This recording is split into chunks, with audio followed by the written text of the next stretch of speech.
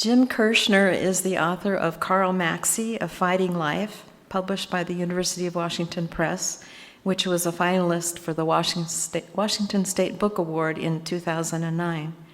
Mr. Kershner was a columnist and reporter for 25 years at the Spokesman-Review and retired mostly in 2011. He still writes the paper's daily history column. He is also a staff historian at historylink.org, the online encyclopedia of Washington State history, where he has written more than 250 historical essays. Mr. Kershner has written 8 books, including Transit, the Story of Public Transportation in the Puget Sound Region, and The Sound of Spokane, a history of the Spokane Symphony. Please help me welcome Jim Kershner to our podium.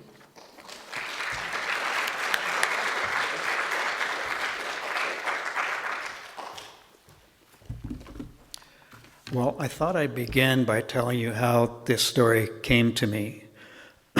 I was, as you mentioned, I was a reporter for the Spokesman for 25 years, and I was working on a story about segregation in Spokane because through talking to people in the city's non-white communities, I realized that even though the Northwest didn't have Jim Crow laws, enacted on the books, there was a lot of de facto segregation, and that in the 1910s, 20s, 30s, 40s, all the way into the 60s, there were just places that were welcoming to non-white residents, and there were places that weren't. And most of the white residents didn't have any idea this was going on, but all of the non-white residents knew it. So to do this story, I interviewed a whole bunch of people, but I knew the one person I really needed to interview was Carl Maxey, because, well, he was already legendary in our newsroom and throughout the city, and controversial too, by the way. But also the fact that he had actually been the person that had dismantled a lot of the de facto segregation. So I went and I interviewed him.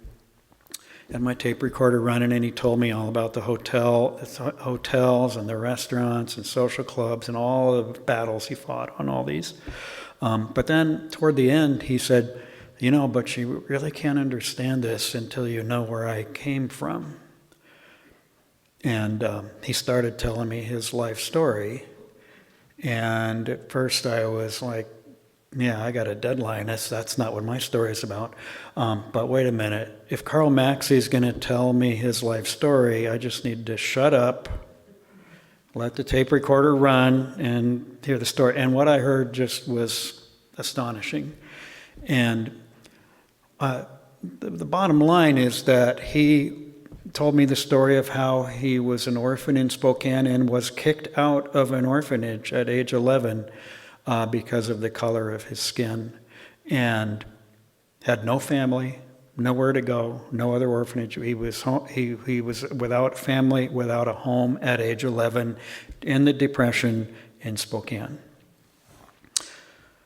That was basically the point where I realized this has got to be I don't know where this story goes, but I know where it starts now, which is way down here. Carl Maxey called it, I started from black scratch.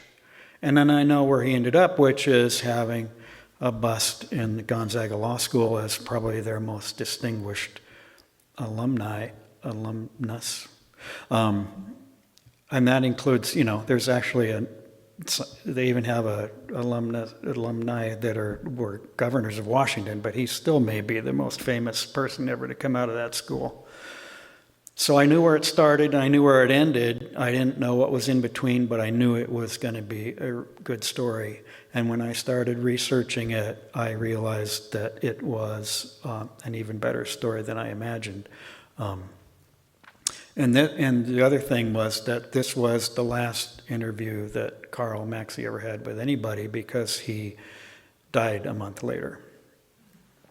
So I'm just going to tell you that. So the result was this book, which I'm not going to read all of it to you because it would take about 8 hours. This is the short version.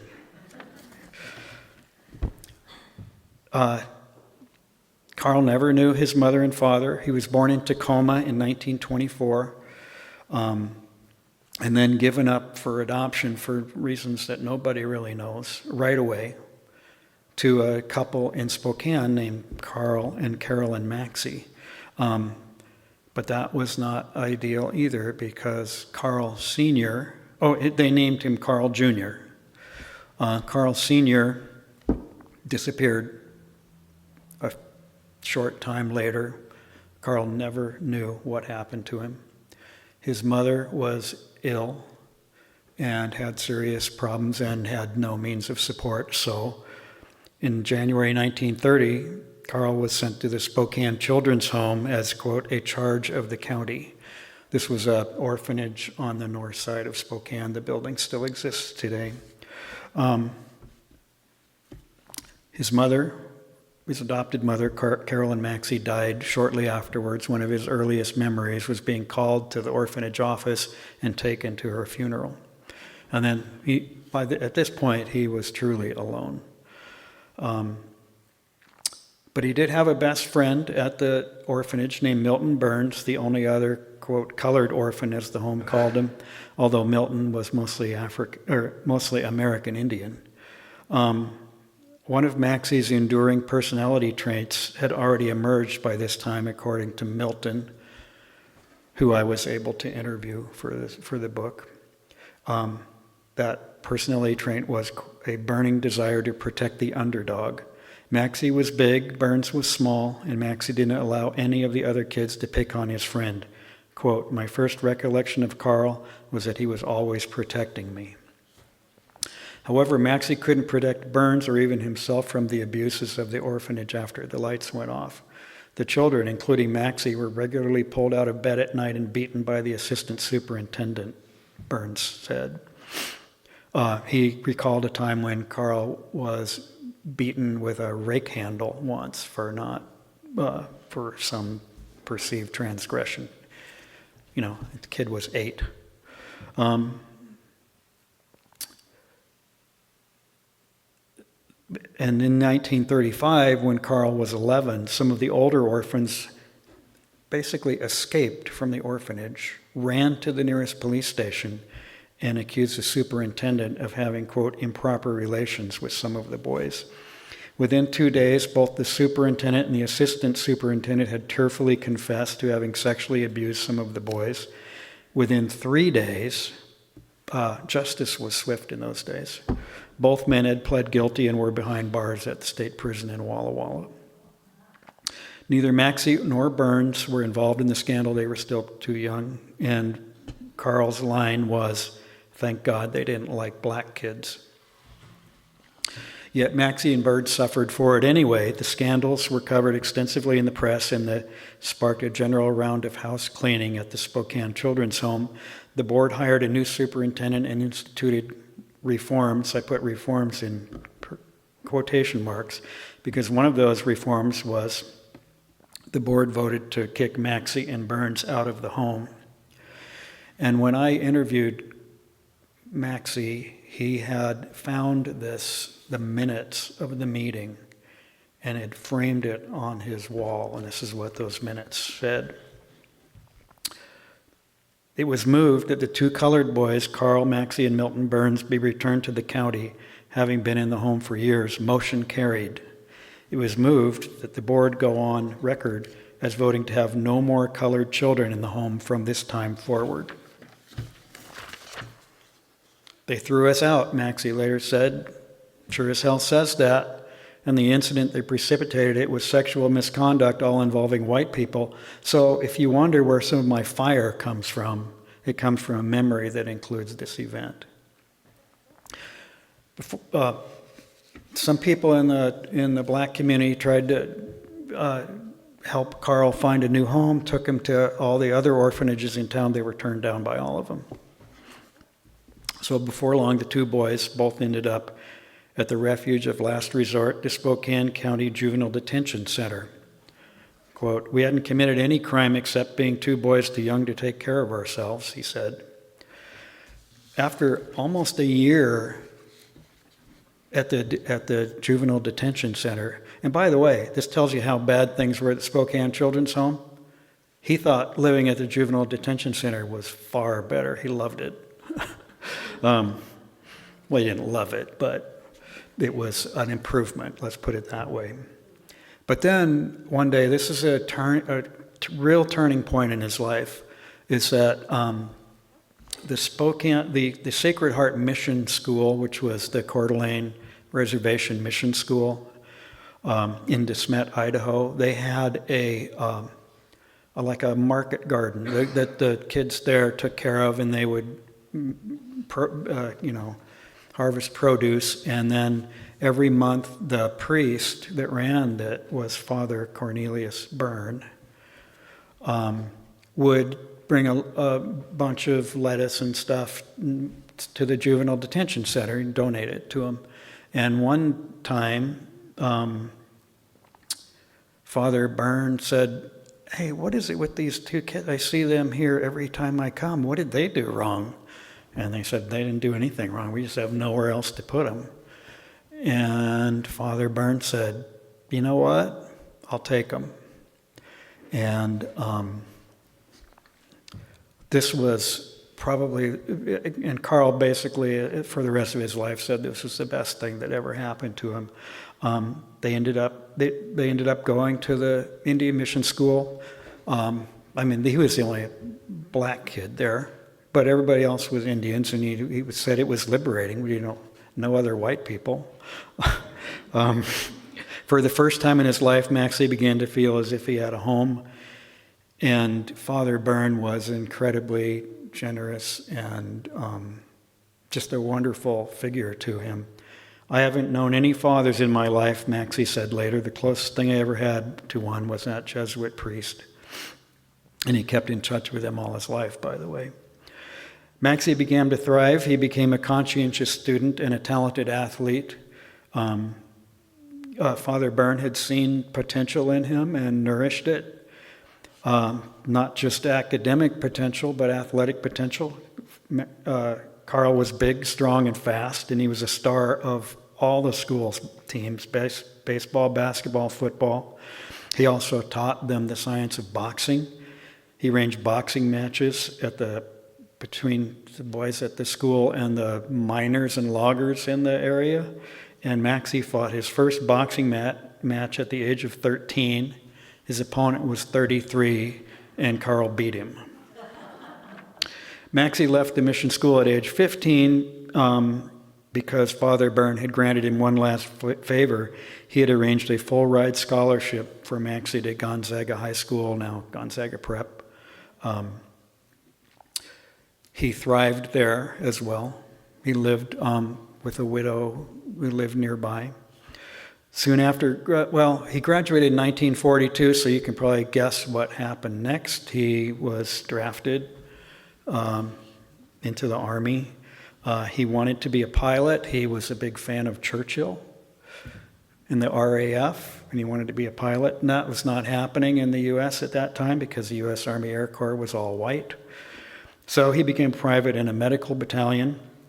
But the one thing he got from his service was a burning passion, because he went to Army bases down south, and the Jim Crow laws and the hateful attitudes he encountered at those southern bases shocked him. He began to realize that his purpose on earth was to fight for justice and equality. He later said that his, quote, social awareness was born in the outrageously segregated Army. And when he arrived back in Spokane in 1946, he realized that his hometown had its own problems, because when he arrived back in town at the train station, he walked into the cafeteria to get lunch, and he was refused service. So he resolved at age 21 to become a lawyer. He attended the University of Oregon briefly on a track scholarship, then came back in Spokane in 1948 to attend Gonzaga University Law School on a boxing scholarship. Now, I don't think a lot of law students these days have have any kind of athletic scholarship, much, they certainly don't have a boxing scholarship. But in those days, that was possible. And by the way, boxing was a very big sport at the time. It was much bigger than you'd imagine. It was one of the most popular sports in the country, and a very popular collegiate sport. And Carl became the star of that team. He was undefeated in every single collegiate boxing match for 2 years, compiling a 32-0 record. The Spokesman ran a huge feature on him with the headline King Carl. King Carl became his nickname. He said he frequently had to go easy on opponents so he wouldn't hurt them. He derived a lesson from that. Quote, "Nobody ever thinks about that, not knocking somebody out you're clearly superior to. That's a far more decent deed than trying to addle someone's brains." By the end of his second year in law school, he still had one big tournament, which was the NCAA Boxing Championship, which was being held in State College, Pennsylvania. This was 1950. It was a big deal. It was covered nationwide on the radio, and the New York Times had a story on the front page about it. And it came down to the team championship, came down to his bout, light heavyweight bout. If he won it, he would be the NCAA light heavyweight champion of the country, and Gonzaga would win the team championship. And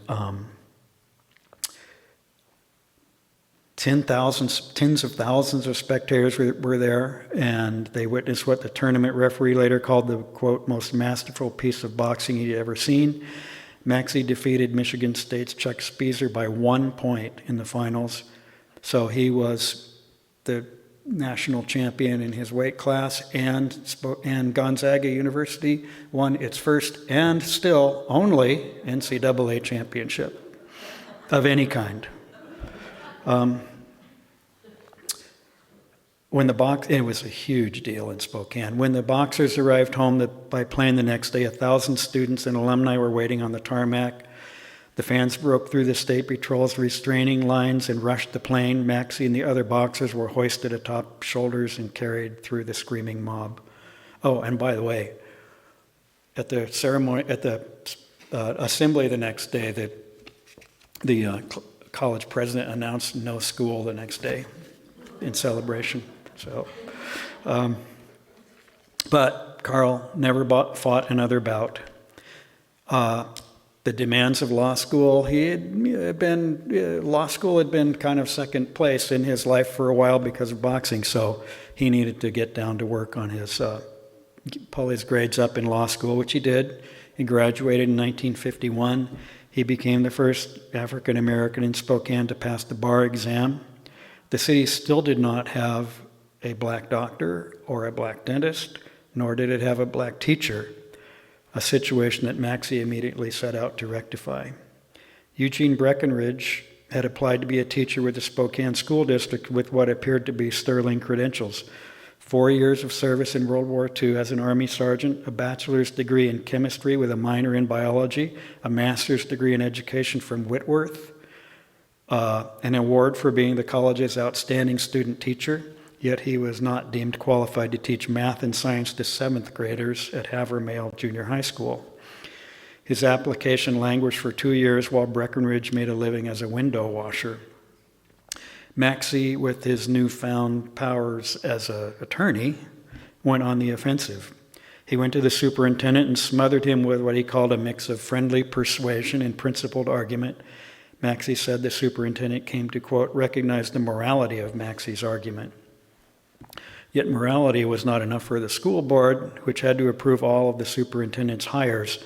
When the school board balked, as they had done with earlier black applicants, Maxey abandoned the friendly persuasion argument and threatened to sue them with an NAACP lawsuit.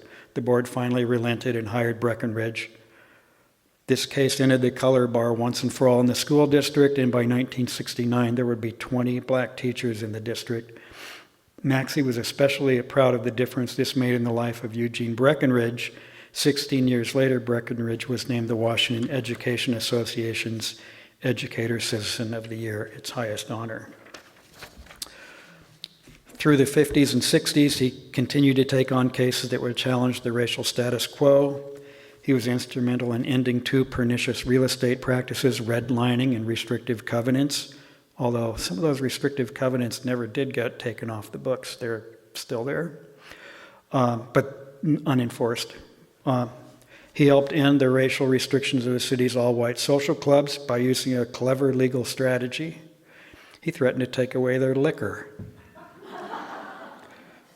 He knows what would hurt a social club. I'll tell you. In a series of lawsuits, he argued that private clubs could discriminate all they wanted if they're private clubs, but not if they applied for a public right, and a liquor license was a public right. Most clubs eventually chose liquor over discrimination. In 1963, Maxey played a key role in what came to be known as the haircut uproar. A Gonzaga University student named John Gaiba A. Johnson, a Fulbright scholar from Liberia, was refused service in John Wheeler's downtown Spokane barbershop. And by refused service, you got to understand, it wasn't like he said, "No, I'm not serving you." This was how pernicious it was. This was at restaurants too. He sat there on the benches waiting for the chair to open up and his turn for the haircut. And every time that would happen, the barber would just pick the nearest white person, and he sat there for 2 hours until he finally realized this guy's never going to give me a haircut. And that barber, by the way, says, "I don't cut black hair." But his fellow students at Gonzaga heard the story, and they took it on as a cause. 35 of them showed up a few days later to picket the barbershop. The protest was aired on the national broadcast of CBS News the next day. Maxey filed an official complaint to the State Board of Discrimination. A month later, he argued the case before the board's tribunal. The tribunal deliberated less than 3 minutes before ruling against the barber and ordering him to cease discrimination. This barber, by the way, was so stubborn he decided to retire instead of comply. Later in 1963, Maxey gained national exposure for taking on the case of Will Cawthon, a young black fugitive from Georgia. Cawthon had been convicted in 1959 in what you can only describe as a kangaroo court session for murdering a white gas station attendant. He escaped from prison just days before his scheduled execution, hopped on the first freight train he could find, which took him to, of all places, Warden, Washington, up by Moses Lake. He worked there as a farm worker for a family there for years until the FBI finally tracked him down and arrested him, and Georgia tried to extradite him back to Georgia to face execution. So Maxey took that on. He discovered that Cawthon's murder trial in Georgia had lasted less than a day. No blacks were allowed on the jury, and Cawthon's lawyer had been participating not just in his first ever trial, but his last ever trial, because his lawyer, which was more or less a joke, had decided that law really wasn't his thing, and he was now working as an organist in a dance hall in Florida. Maxey referred to the trial as, quote, pitiful and a perfunctory execution. He petitioned Governor Rossellini, and Rossellini eventually denied Georgia's extradition request, thus sparing Cawthon's life. And Cawthon would remain in Washington the rest of his life and was an upstanding citizen. In 1964, Maxey volunteered with 2 other Washington state lawyers to provide legal services for Freedom Summer in Mississippi. He helped free Stokely Carmichael and hundreds of other volunteers from jail, and he walked the streets with Dr. Martin Luther King Jr. Maxey was shocked by the conditions he saw there and later described Mississippi as, quote, the tail end of America. In the 60s and 70s, Maxey threw himself into politics. He ran unsuccessfully for several local offices. He became Eugene McCarthy's state spokesman in 1968 and witnessed firsthand the violence and turmoil of the 1968 Democratic Convention in Chicago. By this time, Maxey had become staunchly anti-Vietnam War. When a Gonzaga University student body president was arrested for shouting "warmonger" at Vice President Spiro Agnew during a speech in Spokane, Maxey successfully defended him. In 1970, Maxey ran a quixotic primary race for U.S. Senator against Scoop Jackson, our U.S. Senator, and a very difficult challenge for Maxey, to say the least, because Scoop was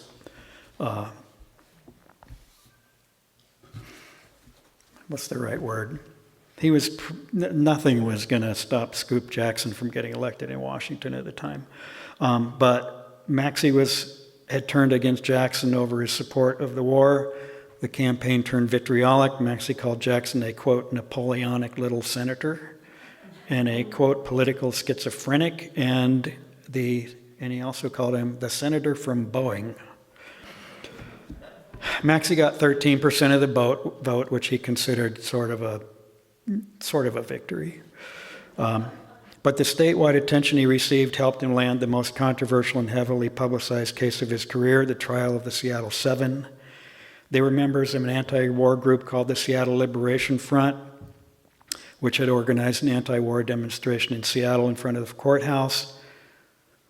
The demonstration was mostly peaceful until it wasn't, and it turned violent, and people smashed windows and rampaged through the streets of downtown Seattle. And the Nixon administration had a strategy, which actually is a little familiar with us today, which was to pick out some people and accuse them of conspiracy to foment a riot. So they picked out these 7 people who had organized the peaceful part of the demonstration, most of them, and indicted them. And they picked Carl. Susan Starn, one of the Seattle Seven members, later wrote, he was the most respected lawyer in the state of Washington, and he was black, and that's why they picked him. He was one of 4 defense lawyers. And the trial began in 1970 in Tacoma. Judge George Bolt, who was famous for other reasons in the state, was the presiding judge. And he was determined that it not become a circus like the Chicago 7 trial was a year or two before. By the way, he was unsuccessful in that attempt to not turn it into a circus, because the Seattle 7 was determined to do so.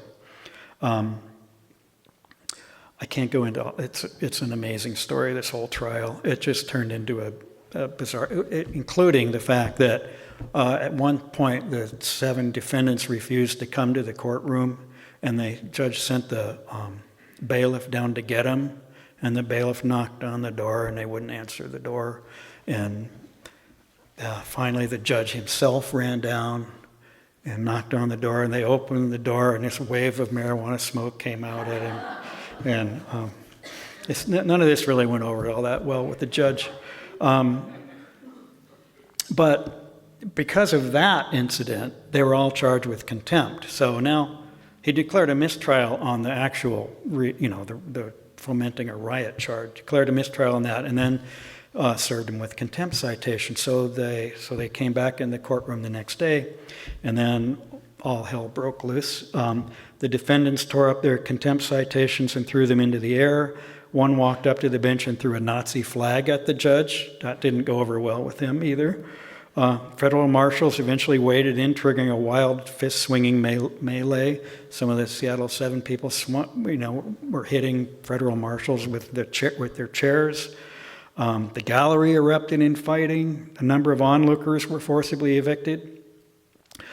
Some of the other defense lawyers were dragged out of the courtroom, but Maxey was not one of them, because Maxey, he was completely convinced, and it was true, that they'd won the case, that they were not going to be convicted. The case was won. he was not happy when this erupted in violence, and he actually, the one member of the Seattle Seven that was not, ended up charged with contempt and assault for this whole melee, was the one that was sitting next to him, which Maxey apparently held down in his chair and would not let him get up and join the fight. And in fact, Judge Bolt basically reprimanded everybody, all the other lawyers except Maxey. He singled out Maxey, saying he did everything he reasonably could to prevent or restrain his clients and other defendants from misconduct.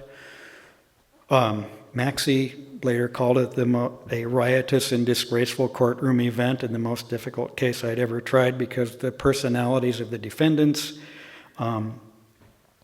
and to that, and he eventually became friends with one of the Seattle Seven guys who, every time he'd see Carl would say, "If you had just listened to me, none of you would have ever gone to jail for anything."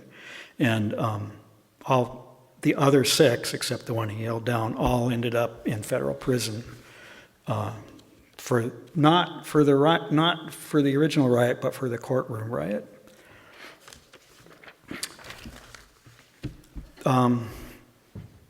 Maxey became the region's most sought-after divorce lawyer, along with his civil rights stuff, because they devoted 20% of their work to pro bono work.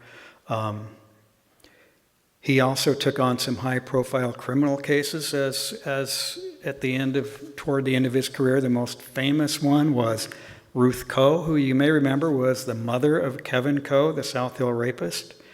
Ruth was guilty of sin, let's just put it that way. Ruth was so upset that her son Kevin had been convicted on all these counts of rape that she tried to put a hit out on the judge and the prosecutor. And little did she know that the hitman she hired was an undercover agent who had a tape recorder going and caught her on tape saying, "I want you to kill them. I don't want you to just kill them. If you could just maim them so that they're in diapers the rest of their lives, that would even be better. If you can pull that off, try that." But Maxey, to the prosecutor's chagrin, I don't know if chagrin's even discussed, actually argued the case to the point where all she received for doing all this was a year in work release. Yet, even as the public at large grew to admire Maxey's legacy, one particular critic sounded increasingly bitter. That critic was Maxey himself. As his trademark mane of hair turned white, he became increasingly discouraged about what America and he himself had accomplished. He told interviewers that his work had not made much difference to the people in power. He said he never got the respect he deserved for keeping things nonviolent. It fostered, he said, one overriding feeling of cynicism. He said, quote, "The whole damn country is a bunch of Archie bunkers." And this was, you can see just from his public statements how it changed from, the turning point was the assassination of Martin Luther King. Before that, he was really optimistic about what America could become and what his work had accomplished. After that, he just increasingly decided hadn't made a damn bit of difference. Things were worse than ever. Nobody was ever going to listen. And he became, a little depressed and a little despondent. And this came to a head on July 17, 1997, when the shocking news arrived that Maxey had ended his own life at age 73 with a gunshot to his head in his Spokane home. The city mourned it as it had for no other figure that decade. He left no note. His wife reported that he'd been upset at the thought of retirement. He was going to retire. He didn't like that idea. His sons reported that he had been acting a little strange for the last couple weeks. His oldest friend, Milton Burns, had visited him just a week before and said that he just seemed exhausted and said he'd been in the lawyer business for 46 years, needed to get out, and he was just worn out. There was never any autopsy. So we'll never really know why he took his life, except one thing that I discovered after I finished the book, so it's not even in the book.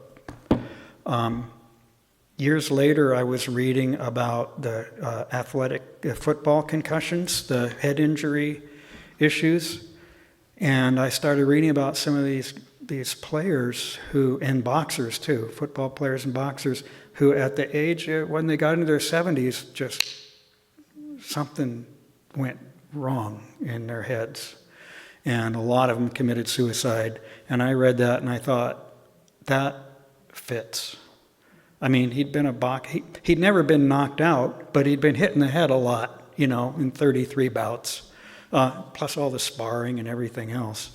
But nobody will ever really know what caused him to take his own life. But his legacy still lives on. I mean, there's the Carl Maxey Center, is the center down in the East Side District. And I don't know if everybody knows this, but the Spokane Indians baseball team, every month they have a King Carl night where players wear jerseys that say King Carl. And that's just one of the ways he's remembered in Spokane. And then there's that bust at Gonzaga Law School that every single law student has to walk by every day that says he made a difference. Thank you.